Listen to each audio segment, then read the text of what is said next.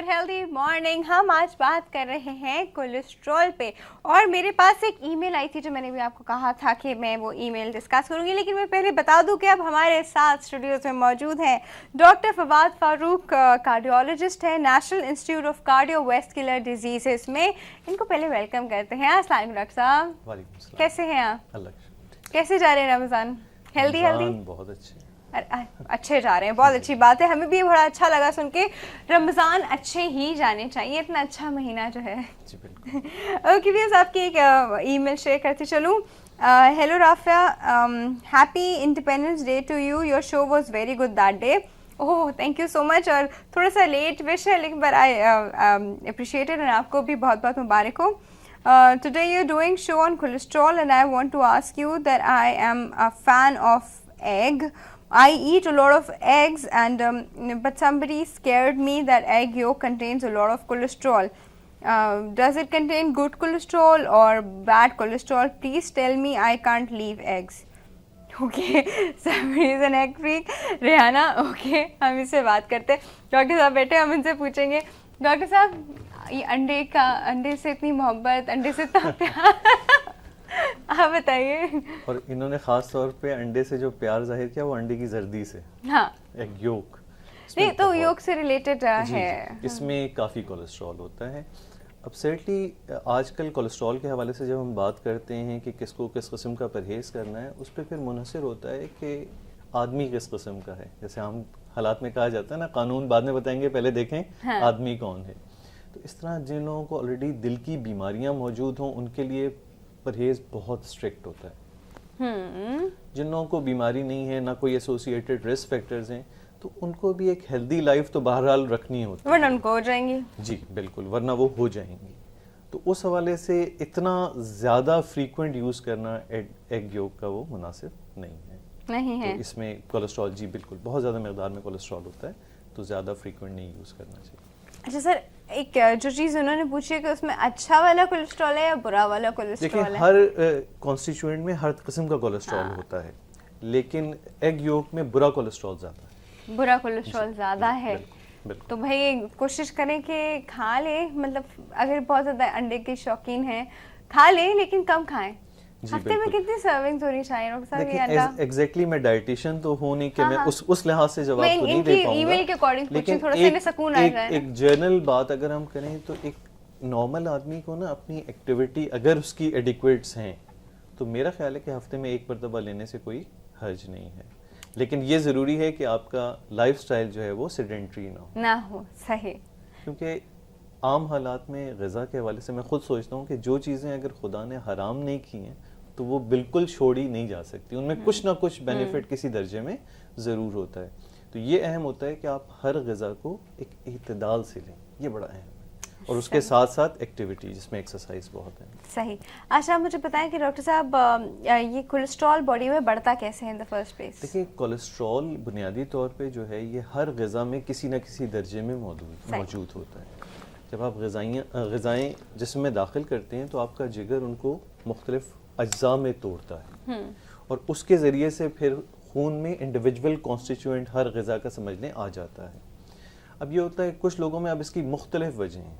कुछ लोग ये हैं कि वो लेते ही ऐसी ग़िज़ाएँ ज़्यादा हैं जिसकी वजह से कोलेस्ट्रॉल बढ़ा हुआ है। कुछ लोगों में बुनियाद वो फैक्ट्री जो लिवर में ये काम कर रही है इस चीज़ को अपने इंडिविजुअल कॉन्स्टिट्यूएंट में तोड़ने में, उसमें गड़बड़ की वजह से कि वो इतना ज़्यादा कोलेस्ट्रॉल नहीं भी ले रहे तो भी उनके खून में कोलेस्ट्रॉल ज़्यादा हो जाता है, लिवर की वजह से बन रहा है। जी, यानी वो उस मैकेनिज्म जो उस ग़िज़ा को इंडिविजुअल कॉन्स्टिट्यूएंट में तोड़ रहा है, वो ज़ाहिर सी बात है इंसान के अंदर हर मैकेनिज्म, हर इंसान का एक दूसरे से मुख्तलिफ है। इवन नॉर्मल के अंदर भी वो रेंज डिफरेंट होती है, डिफरेंट आदमियों की डिफरेंट होती है।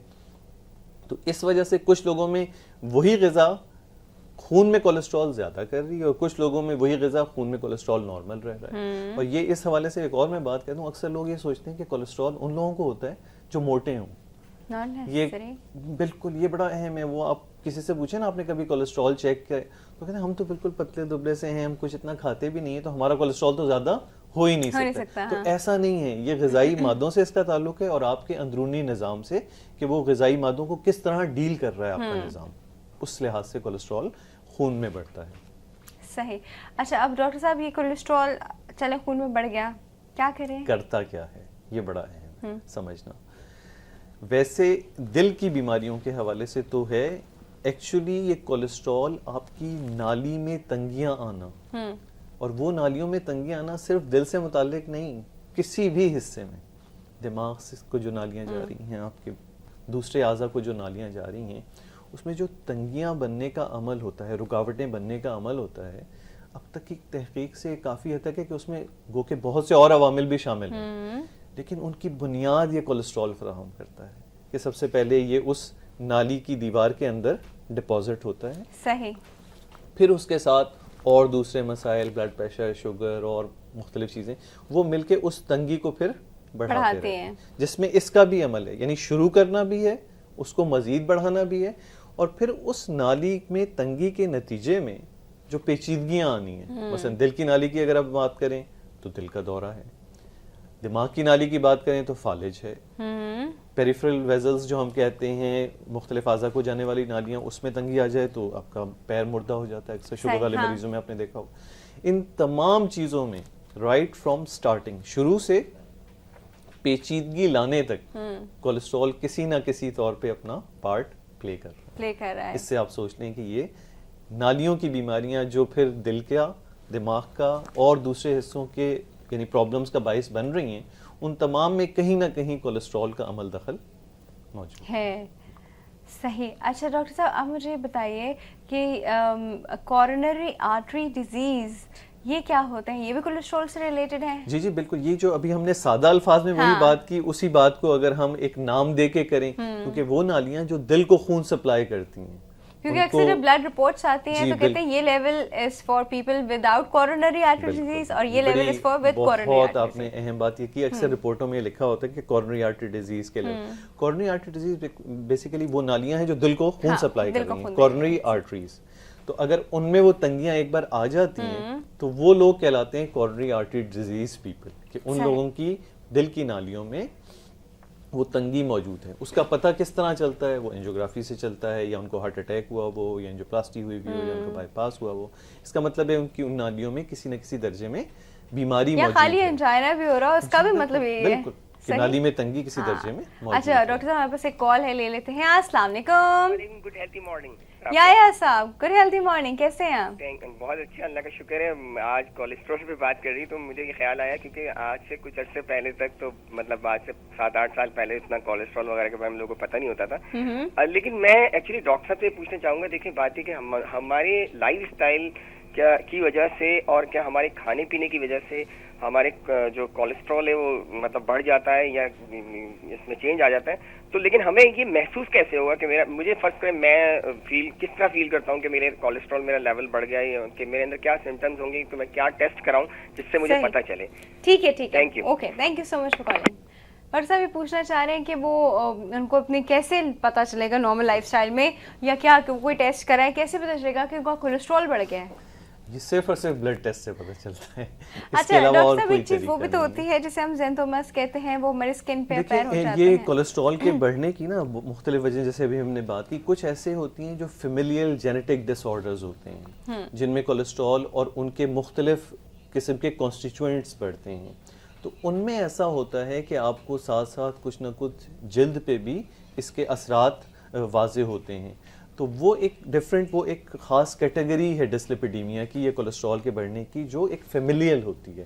لیکن ہر عام آدمی میں اس بات پہ فیصلہ نہیں ہوگا کہ آپ کی جلد ٹھیک ہے تو کولیسٹرول ٹھیک ہے, اور جلد میں گڑبڑ ہے تو آپ کو کولیسٹرول بڑھا ہوا ہے. تو اس کے لیے لازمی آپ کو, اور یہ ریکمینڈڈ ہے کہ ہر آدمی کو, اس میں آدمی کہہ رہا ہوں مریض نہیں, ہر آدمی کو 20 سال کی عمر کے بعد ایک مرتبہ اپنا لپڈ پروفائل ضرور کرانا چاہیے. 20 سال کی عمر کے بعد, چاہے وہ مریض ہے یا نہیں ہے. صحیح. اور ایسے لوگ جن کی فیملیز میں پرابلمز ہیں ان کو تو بچپن میں ہی کرانا ہے, کہ ان کی آئیڈینٹیفائی ہوا ہے کسی اور فیملی ممبر میں ایک خاص قسم کا فیملیل قسم کا کولیسٹرول کا پرابلم, تو ان کو تو ارلی ایجز میں بھی کرانا پڑے گا. لیکن ایک عام آدمی کے لیے یہ لازمی ہے, آدمی مریض نہیں, یہ اہم ہے سمجھنا اس کے لیے کہ ایک مرتبہ وہ اپنا لپڈ پروفائل ضرور کرائیں. اچھا ڈاکٹر صاحب اسے ملٹیپل لیولز آتے ہیں نا, کچھ اس طرح آتے ہیں, ٹرائیگلیسرائڈ کے لیول آتے ہیں, وی ایل ڈی ایل کے, ایل ڈی ایل کے, تو ان سب لیول کو انڈیویجولی ہم لوگ دیکھتے ہیں یا پھر وہ جو کمبائن لیول آتا ہے ٹوٹل؟ یہ اہم ہے کیونکہ رپورٹ عام طور پہ لوگ بھی دیکھتے ہیں, ان کو اندازہ ہوتا ہے کہ فلاں چیز فلاں چیز بڑھی ہوئی ہے, فلاں چیز کم ہے. اگر سادہ الفاظ میں ہم بات کریں تو جو سب سے گندا کولیسٹرول ہے, یعنی سب سے زیادہ نقصان دہ کولیسٹرول ہے, وہ LDL ہے. یعنی LDL کا بڑھا ہوا ہونا بہت خطرناک ہے, اور اس کی وجہ سے انیشیل جو بھی ٹارگیٹس ہے وہ LDL کو ٹارگیٹ کیا جاتا ہے. کولیسٹرول کی اتنی زیادہ امپورٹنس نہیں ہے, LDL کی زیادہ امپورٹنس ہے.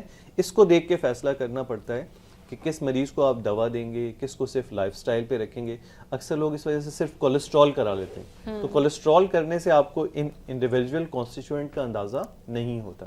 اور اس کے برعکس جو ہے جی پورا لپڈ پروفائل کرنا چاہیے. انیشل جو ہے وہ ہمیشہ پورا لپڈ پروفائل کرنا چاہیے تاکہ آپ کو پتہ چلے کہ آپ میں کس قسم کا کولیسٹرول بڑھا. اور اس میں جو HDL کی میں ایک بات کر دوں کہ HDL کا بڑھاوا ہونا فائدے مند بہت اچھا ہے. یہی تو ہم میں ویوز کو ایک گھنٹے سے یہی بتا رہی تھی کہ HDL ہماری پولیس ہے, اور پولیس باڈی میں جتنی زیادہ ہوگی اتنا اچھا ہوگا, کرائم کم ہوں گے.